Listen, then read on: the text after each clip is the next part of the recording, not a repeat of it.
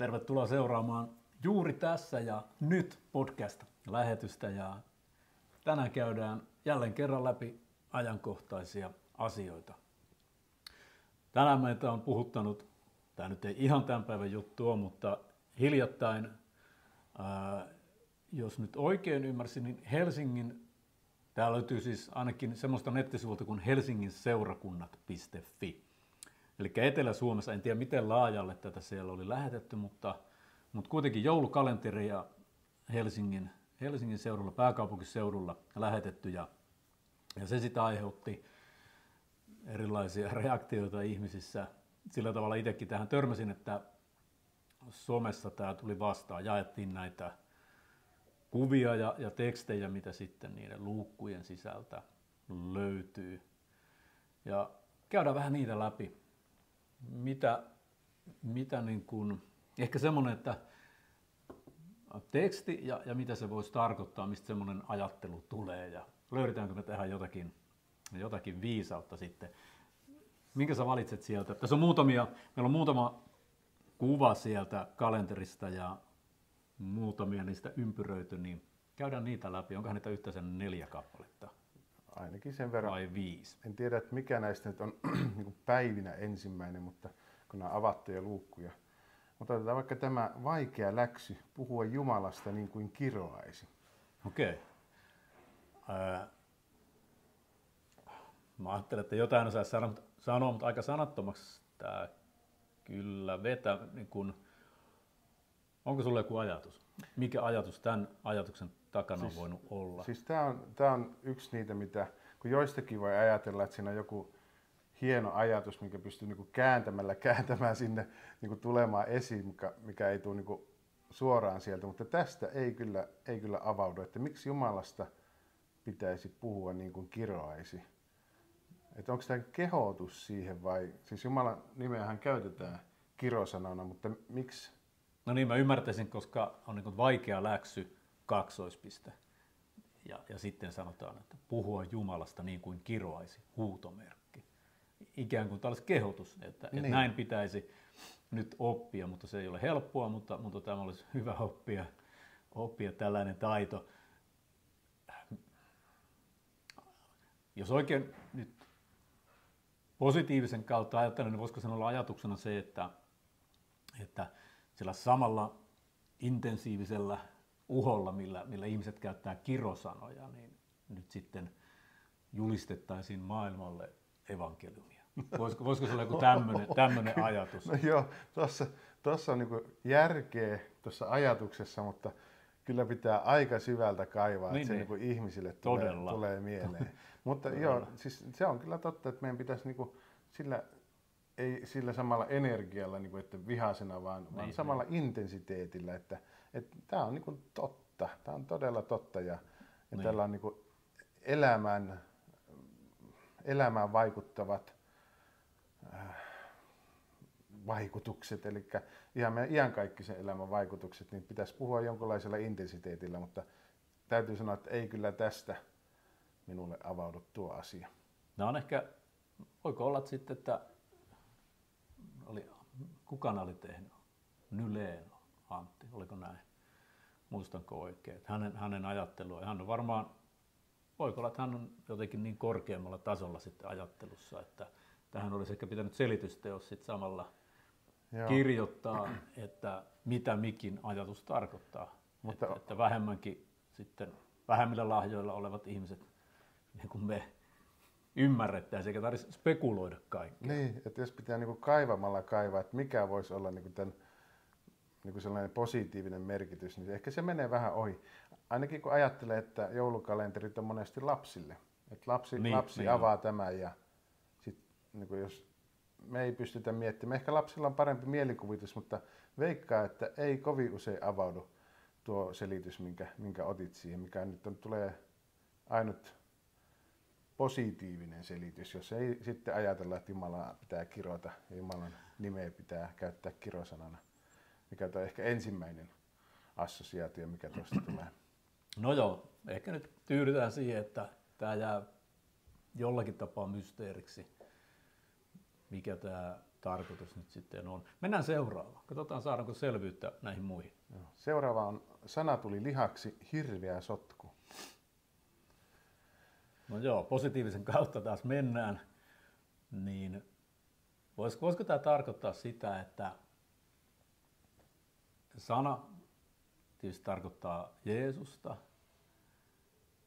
Alussa oli sana, sana oli Jumalan luona ja sana oli Jumala, niin kuin Johanneksen evankeliumissa avataan tätä, niin voisiko tässä olla semmoinen ajatus, että Jumala suostui syntymään ihmiseksi ja se ei välttämättä nyt ihan sitten niin kuin, tai sanotaan, että siihen voi sisältyä kaikenlaista sotkua, kun syntyy tähän maailmaan ihmiseksi.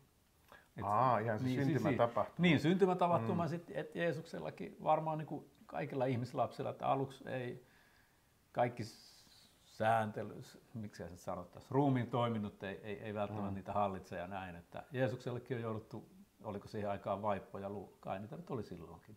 On vaippoja vaihdettu ja on kaikenlaista, mitä kuuluu ihmisen lapsuuteen. Että jos silleen ajattelee, että Jumala suostui tulemaan tähän, Jumala on voinut pysyä jossain kaukanakin tästä, että mä en koske tuohon pitkällä tikullakaan, pitäkää oma sotkunne. Voisiko se olla sitä? Se voisi olla sitä, tai sitten jos taas positiivisen kautta lähestyy tätä, että kyllähän Jeesus jakaa maailman kahtia. Jeesus jakaa ihmiset kahtia. Niin Jeesus sanoi, että sitten niin kuin anoppi kääntyy niin kuin miniä vastaan, ja oliko isä poika isä, tulee, tyttäret, että se on niin sellainen tavallaan niin kuin jakava voima, niin ja sen kautta sitten tullut monia sitten tällaisia. Oli se, että Paavali meni johonkin kaupunkiin, niin siellä oli aina alkoi jonkunlainen mellakka. Ja mitä Raamattu sanoo ensimmäistä Jeesuksen seuraajista, niin kaiken maailman villitsijät. Joo. Mikä ei välttämättä sovi ihan aina. Mutta nyt kun ollaan lähellä joulua, tähän joulukalenteri, mitä käydään, niin jo tämä, mitä sä sanoit tämän, nostit hyvän ajatuksen siitä, että okei, jos tämä liittyykin siihen, että Jeesus itse sanoi, että en mä mitään rauhaa tuo, mä tuon miakan maailmaan. Ja sitten kuitenkin me luetaan aina jouluevankeliumi, missä enkeli tulistaa paimenelle, että rauha maassa ihmisillä, joita kohtaan Jumalalla on hyvä tahto, tai joita Jumala rakastaa, mikä se uusi käännös. Mutta siis tosi usein näkee sitten tähän jouluun liittyen, vaikka nyt sitten kirjoitettuna tai puhuttuna, semmoinen ajatus, että silloin kun Jeesus syntyi, niin maailmaan tuli rauha. Sitten ihmiset, että what? Eihän tarvitse katsoa kovinkaan kauas, niin me tiedetään, että ei ole rauhaa. Niin, pari vuotta eteenpäin Betlehemissä oli aika itku. Niin, jotenkin sekin on jäänyt jostain syystä pimentoon, että se julistus tarkoittaa, että ihmisen ja Jumalan välillä on rauha. Jeesus toi rauhan ihmisen ja Jumalan välillä, että sota on loppu. Rauha sydämessä.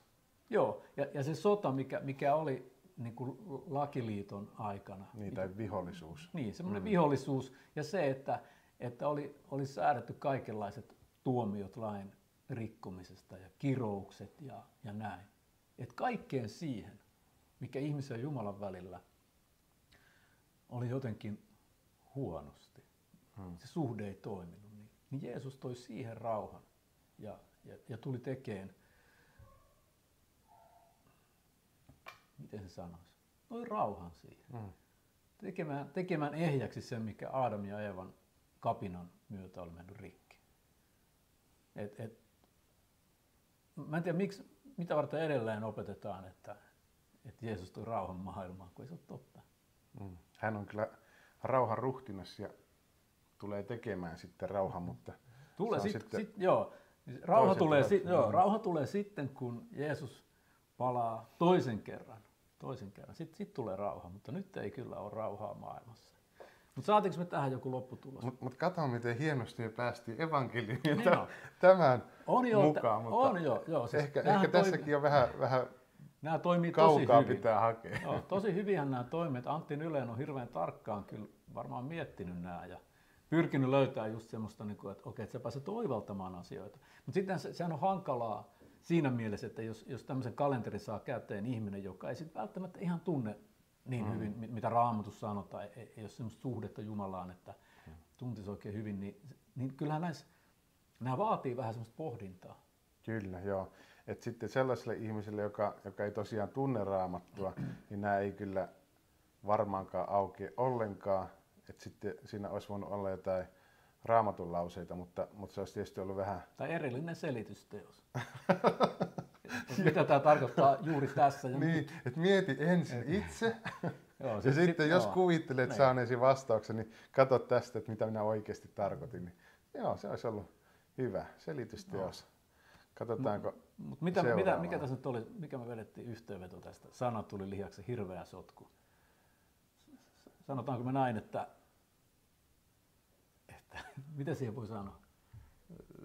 No, kyllähän se maailmaan toi sotkun, kun Jeesus syntyi, Jumala syntyi maailmaan. Kyllä se.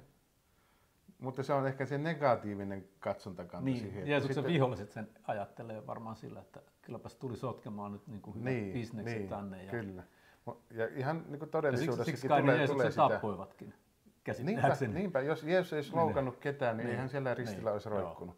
Että kyllä se Jeesuksen sanoma, niin hyvä sanoma kuin olikin, niin loukkasi sitten monia. Mikä on seuraava? No seuraavaksi otetaan kauhtuneiden sanojen takana.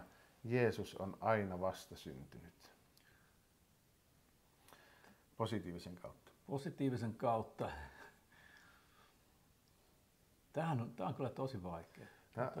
Niin, no jos mä aloitan tästä, että onhan se totta, että monet käy kirkossa ainoastaan jouluna. Niin ja sitten kuulee aina siitä Jeesus-lapsesta, mutta ei he välttämättä kuule sitten, no en tiedä, käykö monet edes pääsiäisenä sitten kirkossa. Enemmän kuin tavallisesti, mutta tietysti joulu on se ykkösjuttu. Että se voi jäädä sitten niin kuin suppeeksi se, jos se on pelkästään se vastasyntyneen Jeesuksen tarina, niin se koko se pelastustarina ja hyvä uutinen Jeesuksesta niin voi jäädä suppeeksi sitten. Et kuulee aina niitä samoja, mutta ei kuule sitten, että mitä on vaikka uudesti syntyminen, kuinka paljon siitä kuulee sellainen ihminen, joka käy vain joulukirkossa. Paitsi aika vähän. Tosi hyvä saarna oltiin Rukalla yksi joulu, tästä en tiedä, 4-5 vuotta aikaa. Niin siellä sitten on parikymmentä kilsaa, mikä pienempi paikka siinä oli, niin vielä pohjoisempaan päin siitä Rukalta. Niin oltiin siellä sitten joulukirkossa. Siellä oli semmoinen vähän vanhempi herrasmies niin kuin mekin. Ja mä sen verran katsoin, että aikuisena kanssa lähtenyt opiskelemaan, että oli muuta historiaa taustalla. Usko on tullut ja lähtenyt papiksi lukemaan. Ja hän piti tosi hyvän joulusaarnan. Hän sanoi, että mitä joulut, Jeesus syntyi, mutta sitten sun täytyy syntyä myös uudesti. Mm-hmm. Et siellä mä laitoin sinne kyllä sitten kiitokset jälkeenpäin. Laitan seurakunnan palautelaatikkoon. Et valtava hienoa. Ja siellä oli kirkko täynnä, kun sieltä tuli, Rukalta varmaan tuli just näitä turisteja sitten. Mutta kyllä mä sen sanoin, että joulun sanoma silti, niin en mitenkään pysty sitä niinku kauhtuneeksi kuvaamaan. Et vaikka joku yksinkertainen lasten esittämä joulukuvaelma, niin jotenkin menee niinku aina sydämeen. Niin, okei, mä en edes ajatellut. Mä ajattelin, että tämä kauhtuneet sanat tarkoittaa jotain meidän arkipäivän tämmöistä latteutta ja tylsistymistä ja kyynisyyttä. Ja siellä ei ole Jeesus mukana ollenkaan. Niin. Mä ajattelin jotenkin sitä, että se oli sitä haettu, että okei, että vaikka elämä nyt on vähän tämmöistä, nyt tosi harmaata nyt kun ei ole lunta, niin silti Jeesus on vastassa. Mä ajattelin sillä tavalla. Okei, no se ei avautunut mulle ollenkaan tällä tavalla. Niin, mutta mä oon teologian maisteri. No, pitää paikkansa. Mutta meillä ei ole kyllä sitä selitystä, josta tehdään. Ei ole. Sen takia tätä on hyvä spekuloida, koska ei ole lyöty lukkoon mitään, että mitä nämä tarkoittaa. Mutta yksi, mikä mulle tuli, nyt mennään vähän negatiivisen kautta, tämä lause, että Jeesus on aina vastasyntynyt, niin mulle tulee mieleen nämä tosi suositut niin ikonit ja sitten tämmöiset, mitkä niitä kohokuvat patsaat, missä on äiti ja lapsi. Ja Jeesus on aina niissä semmoinen lapsi. Jossakin ihan oudoimmissa kuvissa sillä on vähän aikuisen kasvot kyllä, mutta se on silti semmoinen pulleen niin kuin hyvin semmoinen vastasyntyneen olone. Ja sehän sitten taas vie tuonne jonnekin ikiaikaisiin pakanajumaluuksiin, näihin äiti-lapsikultteihin, mitä on ollut, isä ja äiti ja lapsi, jotka ei sitten taas, siis jonkinlainen demoninen vääristymä Jumalan ilmoittamassa kolminaisuudessa. Vähän niin kuin hindulaisuudessakin on. Aivan. On tietynlainen kolminaisuus, että on erilaisia, mitä sit saatana on jäljitellyt. Niin mulle tulee vähän tästä semmoinen, niin kuin säkin sanoit, että ongelma on se, että jos ei käy kuin jouluna kirkossa, ja jos ei siellä puhuta, siellä on aina seimi, missä on vastasyntynyt Jeesus sitten, ja että se jää ihmiselle. Tätä se on kristiusko. Jeesus on tuommoinen vauva ja seimessä makaa. Niin se voi jäädä vähän semmoiseksi. Jeesus on aina vastasyntynyt, on pyhä perhe, on isäpuoli Joosef ja sitten äiti Maria ja Jeesus. Sitten jengi on vähän, että okei, no mitä tämä tarkoittaa? Mitä tämä tarkoittaa? Sitten vähän nyt niin kuin negatiivisen kautta tämä katoa. Vaikka aina pitäisi tietysti positiivisen kautta, mutta nyt tämmöinen tuli kuitenkin mulla mieleen. Äiti, lapsi, pakana uskonto, mikä on ja joka tulee aina välillä mieleen, kun näkee noita erilaisia maalauksia ja tällaista. Joo, otetaanko vielä viimeinen tähän? Biologinen fakta. Ei se ole viimeinen, vielä on tämän jälkeen vielä yksi. Nyt on 5. Okei. Biologinen fakta. Ihminen on eläin. Teologinen fakta. Jumala tuli eläimeksi. Joo. Nyt mennään niin kuin sille alueelle, mitä ei pysty enää tulkitsemaan niin kuin positiivisen kautta. Ei pysty, joo. Tämä on niin kuin, aika lailla semmoinen, niin kuin, miksi se sanotaan, niin kuin statement. Siis väittämä. Tai niin semmoinen lukkoon lyöty, totuusväittämä, joo. Et tässä siis sanotaan, mitä tässä sanotaan, niin tässä sanotaan, että ihminen on eläin ja Jumala tulee myös eläimeksi, koska ihminen on eläin. No tämä nyt on sinänsä helppo varmaan vähän niin kuin purkaa tätä, että mitä siellä takana on se ajattelu. Joo, siksi mä sanoinkin, että tätä ei voi enää kääntää positiivisesti. Ei voi kääntää, vaan tämä on ehkä surullinen esimerkki siitä, mitä evoluutioteorian opettaminen tieteenä aiheuttaa. Kyllä. Totta kai sitä voi niin kuin erilaisen filosofiana opettaa, jos joku haluaa ja oikeasti on siitä kiinnostunut, mutta se, että sitä opetetaan niin kuin tieteenä, niin se on surullista ja tätä siitä seuraa sitten. Totta kai. Siis se on loogista. Jos se nyt oli Antti Nylén. Eikö se ole niin? Ehkä. Voidaan tarkistaa lopuksi. Voidaan tarkistaa myöhemmin, mutta siis, joo. Eikä tässä syytetäkään, vaan siis todetaan vaan se, että hän on käynyt läpi saman koulun, tämmöisen laitoksen kuin mekin, missä oppisuunnitelmaan on sisällytetty ajatus siitä, että ihminen on eläin. Ja se tulee monessa kohtaa esille, että mehän ollaan vain kädellisiä ja nisäkkäitä ja apinasta vähän eteenpäin kehittyneitä. Ja se tulee monessa kohtaa semmoinen ajatus. Ihan sarjakuvissa, lastenohjelmissa, mainoksissa ja tietysti kaikissa luontodokumenteissa se muistetaan sanoa. Hurjin juttu, mikä nyt oli Facebookin jossain mainosvirrassa Tiedelehden, muistaakseni Tiedelehden artikkeli. Sitä ei päässyt kokonaan nyt lukemaan, mikä ei harmittanutkaan, tuskin se siitä olisi enää niin kuin hurjemmaksi voinut mennä. Siinä siis oli ajatus, että kaikki elämä täällä universumissa on niin kuin yhdestä lähteestä. Ja tämä ajatus oli syntynyt, en muista enää sen. Että universumissa on kuitenkin paljon planeettoja, missä on. Mä kerron vielä siis se, että siinä tarina oli mennyt näin, että nerokkaat ideat syntyy ihan hulluissakin paikoissa ja tämä mikä tieteen ala se nyt sitten on, kosmologia, astrologia vai astronomia vai mitä, mä en tiedä mitä se on, kun he tutkii tätä kaikkeutta. Niin oli ollut suihkussa tämä herra. Ja sitten kun kuuma vesi oli valunut hänen vartaloon pitkin, niin hän on saanut aha-elämyksen, että hetkinen, että kun, siis heidän ajattelunsa mukaan, kun tämä on räjähtänyt aluksi, ei mikään räjähti ja siitä syntyi kaikkeus, niin on vallinnut sitten tämmöinen ihan mieletön kuumuus, joka on sitten tasaisesti laskenut, niin hän sai semmoisen ajatuksen, että hetkinen, että se tarkoittaa, että kaikkialla tässä kaikkeudessa on täytynyt olla elämälle suotuisa lämpötila. Niinpä kaikki elämä on sukua toisille. Jotenkin näin se meni. Mä en ihan saanut kiinni siitä. No Se oli jotenkin, että se sukulaisuus ei siis mä oon ennenkin kuullut tämän ajatuksen, että elämä on syntynyt jossain, se elämän siemen on levinnyt. Siis ongelma on se, että kukaan ei pysty sanomaan, mistä syntyy elämä, mistä tulee informaatio ja näin. Niin sitten on ajateltu, että okei, elämän siemen on tullut jostakin, mikä tietysti taas siirtää sen ongelman vaan sinne jonnekin. Mutta siis se ajatus on, että kun jossakin on, tai joka paikassa on ollut elämälle suotuisa lämpötila, niin on syntynyt se ensimmäinen elämä.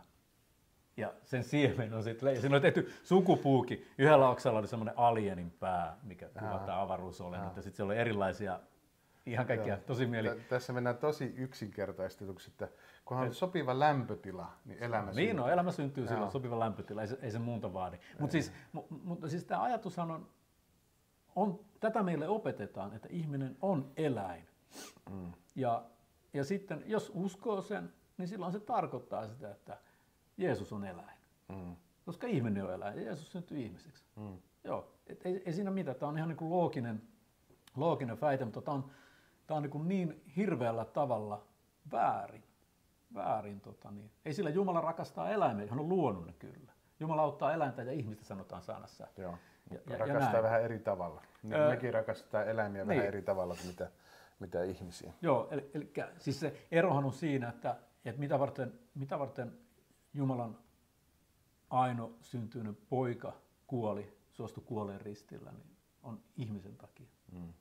Että kenenkään ihmisen ei tarvitse kokea enää kuolemaa, eikä eroa Jumalasta, eikä semmoista synnin kahleita, missä ihminen on auttamattomasti kiinni ilman Jeesusta. Ja sitten jos mennään siihen, miten Jumala kuvaa ihmistä, että hän loi ihmisen omaksi kuvakseen. Niin. Se ihmisarvo, mikä erottaa ihmisen eläimestä, tulee siitä, että Jumala loi ihmisen omaksi kuvakseen. Ja sitten hän antoi koko luomakunnan ihmisille. Kasvit, eläimet, niin kaikki. Hallitse ja vallitse tätä ja lisäänny. Tämähän nousee sitten myös siitä, että kun ihminen on eläin, niin sitten jotkut ajattelee, että ihminen ja eläimet on sama-arvoisia. Siis oikeastaan eläin on mun käsittääkseni vihreä liike siellä ihan ytimessä, mitä ei välttämättä haluta ihan aina avata, niin eläin saattaa olla ihmisen yläpuolella. Kyllä, ihminen nähdään loisena, joka tuhoaa tätä maailmaa. Kyllä. Mun mielestä näitä hurjia väitteitä, en nyt sano, muistan kyllä nimenkin, mutta pitäisi tarkistaa, että se tosiaan on näin, mutta joku evoluutiotieteiden professori, mikä hän nyt sitten oli, niin se ajatus oli, että oliko se nyt, että elossa oleva sikakin on arvokkaampi kuin, vai elossa oleva simpanssi on arvokkaampi kuin kohdussa oleva lapsi. Joo, niin tämä oli joku vihreän liikkeen näitä keskeisimpiä hahmoja.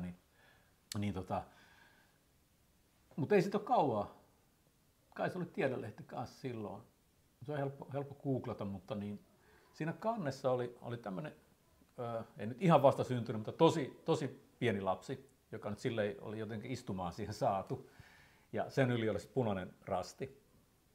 Ja sitten se oli niinku, mikä viesti siinä on, että se on ympäristöteko, kun deletoit tämän olennon. Kyllä. Et joku ajattelee, että no mitä sillä on väliä, että onko tämä nyt evoluutioteoria. Mun käsitystä kirkon virallinen, mun mielestä piispojen lausunto jostain 70-luvun lopulta on jo semmoinen, että tiede kertoo, kuinka tämä maailma on syntynyt ja uskonto kertoo meille miksi, tämmöinen kaunis ajatus. Et mun ymmärrys on se, että kirkon virallinen kanta on se, että Raamatun kuvaama luominen on enemmänkin tämmöinen satu. Mytologia olisi varmaan oikein. Mutta tässä nähdään niin se seuraus siitä. Ihminen on eläin. Nämä on ihan loogisia ajatteluja, mitä Nylenillä on. Hän on syönyt sen koko paketin, mitä halutaan opettaa. Kirkko on ikävä kyllä mukana siinä. Ja pitäisi olla rohkeus sanoa, että ei kyllä Raamatun mukainen luominen, miten se kerrotaan, kaikki ajanjaksot ja kaikki nämä, että se on täysin luotettava. Täysin luotettava. Jeesuskaan ei sitä sanonut, että tässä on jotain vikaa. Niin, kyllä. Ja Jumala oli ainut, joka oli paikalla silloin, kun luotiin. Ihminen tuli vasta sitten 6. päivänä paikalle. Okei, mutta tähän voidaan sanoa, sanotaanko lyhyesti, että tämä on hyvin surullinen teksti. Hyvin surullinen teksti, mutta osoittaa sen, että myös, siis sinänsä hyvä teksti, että tämä tosi kirkkaasti osoittaa sen, mihin johtaa se, että hylätään todellinen kuvaus, mistä kaikki on alkanut. Hylätään Raamatun ilmoitus, niin tätä siitä seuraa. Ja ehkä me voitaisiin siihen vakavammalle kanavalle ottaa sitten joskus keskusteluaiheeksi ihan tuo evoluutio ja sitten luominen niin kuin tieteellisinä näkökulmina. Joo. Koska se on ihan mielenkiintoinen ja se on sellainen asia, mistä ei hirveästi sitten kuule siitä luomisen tieteellisestä puolesta, ainakaan valtamediassa tai kouluissa. Kouluissa ehkä uskonnon tunnilla kerrotaan Raamatun luomiskertomus tarinana, mutta mutta ei mennä siihen tieteellisiin mulla on se käsitys kyllä nykyään, että luominen on enemmän tiedettä, jos niin kun katsotaan niitä todisteita. Mutta ei mennä siihen, se on niin pitkä juttu. Mennään toiste siihen siis, ei nyt. Katsotaan se viimeinen luukku. Joo. Mehän siis ei olla nähty koko kalenteria, että siellä voi olla tosi hyviäkin oivalluksia. Että nämä, mitä me nyt käydään, on semmoisia, jotka joku on kokenut hämmentäviksi ja siksi on jakanut näitä sitten somessa. Että siellä voi olla tosi hyviäkin juttuja. Niin, kyllä tässä näkyy näitä muitakin ja ei ne kyllä avaudu sen paremmin. mutta positiivisen kautta, kun me ei olla nähty kaikkia luukkoja, niin siellä voi olla. Siellä voi olla jotain hyviäkin. Joo. Voi olla, että tuo kansikuva tietysti on myös vähän hämäävä. Otetaan se viimeiseksi, vaikka se kansikuva, mutta otetaan vielä tämä lue sieltä ääneen. Jeesus tulee, älä Herran nimessä ole ainakaan valmis. Ja jos nyt positiivisen kautta lähdetään, niin se on varmaan ihan kristillinen tapa ajatella, että jos me kuvitellaan, että me ollaan niinku valmiita, täydellisiä, niin silloin me todennäköisesti ollaan aika väärässä. Että meidän elämän pitäisi olla sellaista niin kuin kehityskulkua kohti niin kuin sitä, että me pyhittäydytään ja tullaan niin kuin enemmän Jeesuksen kaltaiseksi viettämällä aikaa Jumalan kanssa. Mutta että se ei niin kuin koskaan lopu. Me voidaan aina olla lähempänä Jumalaa. Mutta toisaalta mä kyllä sanon heti tuohon perään, että tämä ajatus on ihan outo. Siis tämä hyökkää suoraan niitä, mitä se pylväisiin vuosikymmeniä on laitettu, että Jeesus tulee, oletko valmis? Niin tämä hyökkää sitä vastaan. Siis mä ymmärrän ton, mitä sä sanoit siitä, että mikä on se niin kuin negatiivinen tapa ajatella, että jos joku on nyt kokee itsensä täydelliseksi ja sitten siinä on se vaara, että silloin kyllä kompastuukin helpolla. Mutta se, että jos me opetetaan, että meillä on siis semmoistakin opetusta, ainakin jossakin piireissä, niin voi olla vähän semmoista, että kukaan ei voi olla varma, onko tässä nyt pelastunut vai miten tässä nyt käy. Niin sitä vastaan mä sanon kyllä, että se on harhaoppia. Siis niin kamala tapa asettaa ihmiset epävarmuuteen. Mikään ei ole sen varmempaa kuin se, että kun Jeesus palaa, tai jos mä sitä ennen ehdin kuolemaan, niin mä oon ainakin valmis. Mä oon valmis. Niin, no joo. Kyllä. Koska Jeesus on mun Herra. Mä oon uudesti syntynyt uskossa Jeesukseen. Niin mä oon valmis. Koska pelastus ei riipu meidän teoista, vaan mitä Jeesus teki siellä ristillä, niin se on jo tapahtunut tosiasia. Ja me voidaan uskossa ottaa se vastaan. Ja se on todella lahja, joka me voidaan ottaa vastaan. Ja sen jälkeen se asia on selvä. On. Mutta siis tässäkin on varmaan, niin jos taas avaa vähän, että mikä tämmöisen tekstin takana voi olla, että Jeesus tulee, älä Herran nimessä ole ainakaan valmis. Niin siellä täytyy olla siis jonkinlainen, mä en tiedä, voisiko siellä olla vähän siitä ajattelua, mitä sä avasit, että ei saa luulla niin kuin väärällä tavalla itsestään jotain, vaan että se pitäisi olla aina, meidän pitäisi aina ymmärtää meidän asema, mihin se perustuu.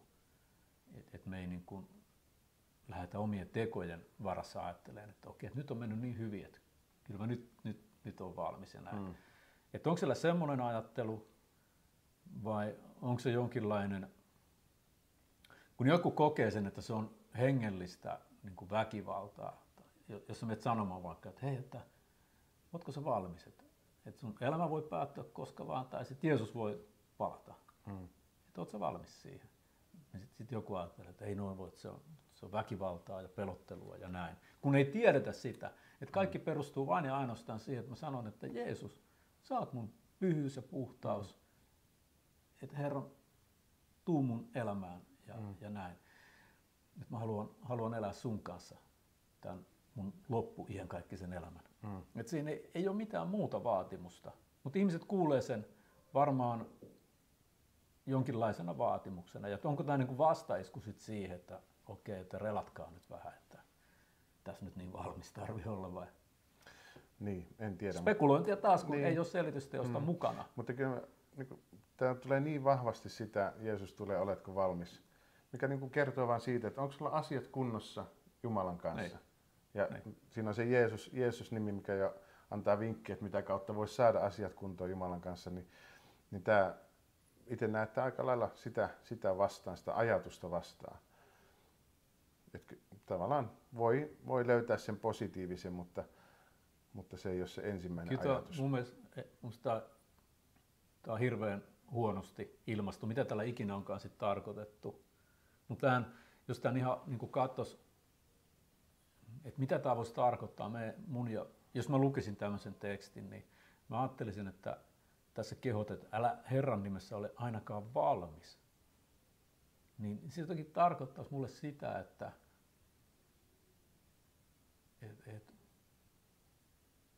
jos ihminen on silloin valmis, kun hänellä on henkilökohtainen suhde Jeesukseen, niin silloin kun ihminen ei ole valmis, niin tarkoittaisi mulle sitä, että ei ole suhdetta Jeesukseen. Silloin ei ole myöskään ei ole myöskään taivaassa Isää. Koska mä sanoin, että tämä, sitä vastaan nousee ensimmäinen ajatus, että se on sitä vastaan, että meidän suhde Jumalaan olisi kunnossa, että älä vaan laita suhdettasi kuntoon Jumalaan. No. Ja sitten se on aika erikoinen. Tosi pahana. Tosi pahana. Olisi kiva kuulla joskus, että mitä tässä on ajateltu. Mä uskon, että tämän tekstin laatija, jos se nyt oli Antti, niin ettei hän nyt varmaan mitään sellaista pahaa voinut tarkoittaa. Hyvänen aika. Tai joulukalenteri, joka vie meidät juhlistamaan Jeesuksen syntymää. Niin mä en usko, että hän on oikeasti mitään nyt semmoista niin pahaa tarkoittanut, mitä tässä nyt spekuloidaan. Mutta nämä on mun se vaara, miten tämä voi käsittää ja ymmärtää. Mutta ehkä me saadaan tähän selitysteos. Niin, se voi olla, tähän tulee. Jossain vaiheessa avataan enemmän tätä, että mitä nämä tarkoittaa. Se on osittain ongelmana se, että jos siihen tarvitaan selitysteos, niin silloin se ei avaudu ihmisille. Se on vähän sama kuin, sinä pappina varmaan sitten tiedät näitä, mutta vaikka nämä liturgiset värit tai muuta, missä ollaan hirveän tarkkoja, että minkälaisia liinavaatteita laitetaan sinne, mutta ei se tavalliselle kansalle avaudu ollenkaan. Niin se voi olla, joo. Niillä voi olla hirveän hienot ajatukset, niin kuin täällä taustalla voi olla hirveän hienot ajatukset, mutta ne ei avaudu ollenkaan tai ne avautuu jopa ihan väärässä valossa. Niin silloin, vaikka siinä olisi kuinka upeata ajattelua siellä takana, niin enkä tiedä onko vai eikä, mutta silloin joulukalenterissa se ei toimi. Lapsille kun ajattelee, että se on monesti suunnattu. Mutta otetaanko se kuva, onko sulla sitä? Niin mä katsoin, että muistetaan kyllä se.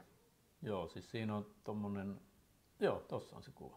Elikkä se nyt ei näy tietysti sinne videolle, mutta